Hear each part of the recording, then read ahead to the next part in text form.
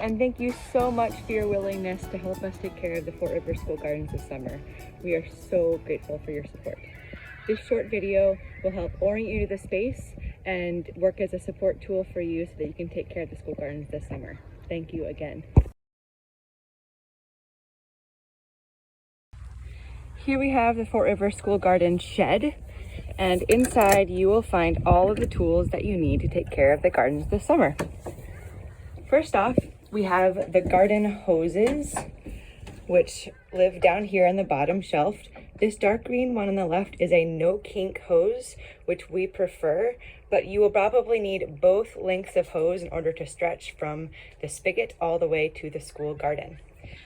Up here, we have an assortment of nozzles, which you are free to attach to the hoses to help you in your watering.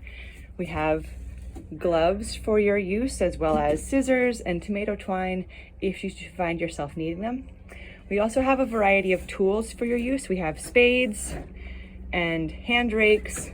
We also have this scuffle hoe, which is a really useful tool for reading the pathways, as well as other rakes.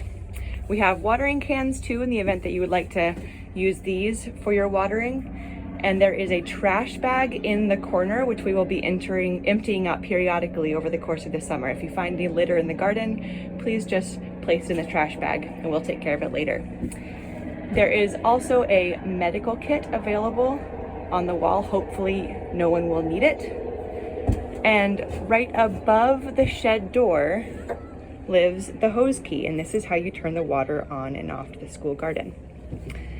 Lastly, on the door of the garden shed are a summer garden care checklist in English and Spanish, and this will serve as a resource for you just to look through and think about all the tasks to do while you're at the garden, as well as a maintenance sheet. So when you come and visit, please just write your name and the day or days when you visited the school garden. Now, when you go to water, the spigot for the school garden is a little bit of a walk away.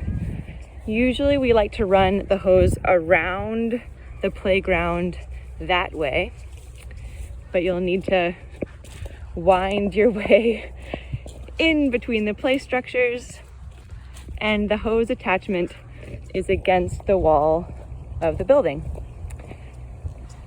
So you will attach both lengths of hose right here, and once they are attached, you can use the hose key, which fits in here, to turn the water on and off. By turning it counterclockwise, you will turn the water on, clockwise turns it off.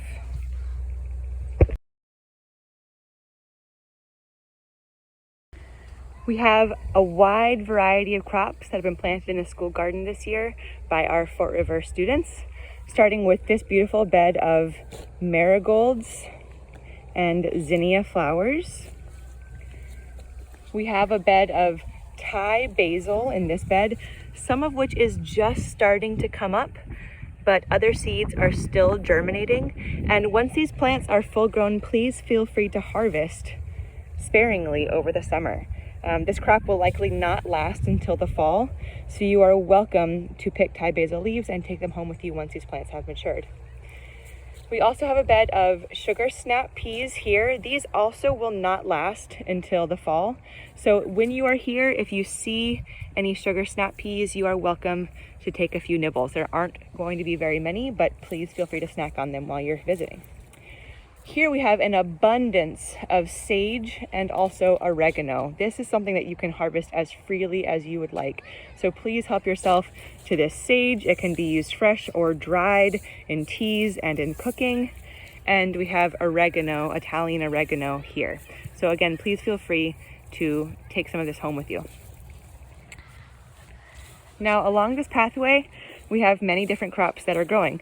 On both the right and the left here, we have potatoes. This is a variety of blue and red and Yukon Gold potatoes, which will need to get weeded and watered. But another important job for these potato plants will be to mound soil around the base of these plants. If you can see, these potatoes have been planted on soil mountains, and this is because potato tubers, as they are growing, cannot come in contact with sunlight, or else they will actually produce a toxin that will make the potatoes turn green and poisonous. So periodically throughout the summer when you are here, once you've pulled any little weeds off of the soil mounds, also just take some soil from in between the mounds, scooch it up along the sides of the mountains, and pat it around the base of the plant, ensuring that those potatoes are completely covered and will not become toxic. As we continue down this way, we have 2 beds of watermelons. We have a mix of sugar baby and yellow watermelons, pink and yellow watermelons. And these will need to get weeded around these plants. But these watermelon vines should spread out and cover the bed completely. One important job will be to take any vines that start to sneak over the bed this way and just tuck them back into the bed. Otherwise, the mowers may mow over some of those vines. We want all of those vines and fruits and flowers to remain in the bed where they are safe. Continuing down this way, we have some pie pumpkins that are starting to grow. So I think there are 1, 2, 3, 4, 5, 6 pumpkin plants, and any other plants in this bed can get pulled out. It's just these pumpkins growing. So make sure that any small weeds are coming, and the mulch should hold back most of the weeds. Next to pumpkins, we have a bed of carrots that are still germinating. This bed is a little bit sparse, but hopefully they will continue to fill out and we will have lots of delicious, juicy carrots to harvest in the fall. These plants here, these really beautiful, feathery, almost parsley looking plants, are the carrots, and anything else can be carefully pulled from around the base of these carrots. And while these carrots are still very small, be very gentle around their root systems. Otherwise, the roots can get disrupted and the plants will not be very happy. So just carefully pull out any other weeds, and these carrots will stay nice and spacious and have room to really plumpen out. Now over here, we have a bed of spinach. This is another crop that we planted because students were excited about it this spring, but it will not last until the fall. So please feel free to selectively pinch off and take home some spinach leaves while you are here. You can either pinch off the leaves like that. If you bring a harvest knife, you can, or we have harvest scissors in the shed, which you could also use just to snip off leaves, and you can take them home, and hopefully the spinach plants will continue to put out new growth. And over here, we have a combination of sweet pepper plants and shishito pepper plants, as well as a lot of milkweed, which is not something that we planted, but it is a really wonderful native pollinator. So we are letting the milkweed grow up around these pepper plants because there should be space in the bed for both of those things. So anything other than these peppers or the milkweed can get pulled, but again, hopefully the mulch will be keeping out most of the small weeds. Now down here we have 2 beds that are still in process. So this unlabeled bed right here just got seeded to wheat. This is a new growing project for us this year, something that 4th and 5th graders voted on. So this bed was just seeded today, and you'll see these little wheat berries. And wheat is a type of grass. So what you should see coming up in this bed just beyond the peppers and the milkweed is grass. If there are any plants that look like not grass, please go ahead and pull them. But if you're seeing fine grasses starting to grow in the bed, leave them. Those will grow up into mature wheat plants. And over here, the bed with the low tunnel, we just planted some sugar snap peas. The sugar snap peas may or may not germinate. We've had some spotty success with peas so far this year. So if no peas come up in the next few weeks, we will likely plant this bed to something else. But you will start to see some small pea seedlings hopefully coming up in this bed soon. Continuing down this way, we have a brand new bed of very young strawberry plants. Here are the strawberries here with these beautiful serrated leaves with a 3-leaf pattern. And since these plants are brand new, we don't want them to be producing any fruits or flowers this year. If the plant is putting its energy into producing flowers and fruit, that means that it's not putting its energy into growing more stems and leaves, which is what we want. We want these plants to spread out, to get big and lush, so that next year they can be really healthy and hopefully produce abundant fruit.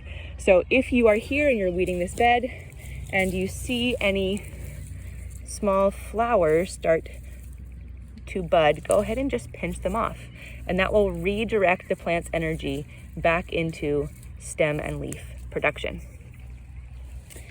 Over here we have some sunflowers and also some Nicaraguan red beans. So these beans will grow through the summer and into the fall, and hopefully we will be harvesting them in the fall as dried beans. So if you see beans starting to be produced on these plants, please leave them. We're going to let them sit here and dry out fully, and then we will harvest the red beans inside next fall when students return to school. We also have several stalks of corn, these large grassy looking plants in this bed as well. And so hopefully these plants will continue to grow up. So we have beans, corn, and sunflowers in this bed. And at the very end, we have some more corn, some more beans, and more milkweed. So we have some volunteer cilantro plants coming up in here as well. Feel free to pick the cilantro. This is going to seed. So if it seeds, you're welcome to harvest this as coriander, as the coriander seeds. And if any other volunteer cilantro come up, please feel free to harvest. But other than that, it is just the corn and the red beans. The hope is that these beans, if the corn continues to grow, that these beans will start to climb up the corn plants as they grow, and the corn will act as a trellis for the beans. The corn may not get very tall, but if they do, please feel free to direct the bean tendrils around the corn. And this very last bed in the corner, this is going to be rice. We were able to obtain some Ukrainian rice seed, which is not a lowland rice, which requires a lot of water, but an upland rice, which can, in theory, be grown in relatively dry soil. So this is an experiment as well. We are going to be trying to grow rice in this bed. The rice is still germinating in the Brookfield Farm greenhouse, but soon it will be transplanted into this bed. And so hopefully you'll see little grassy clumps of rice here soon. And again, rice is another type of grass, so it will look grassy in this bed, and that is on purpose.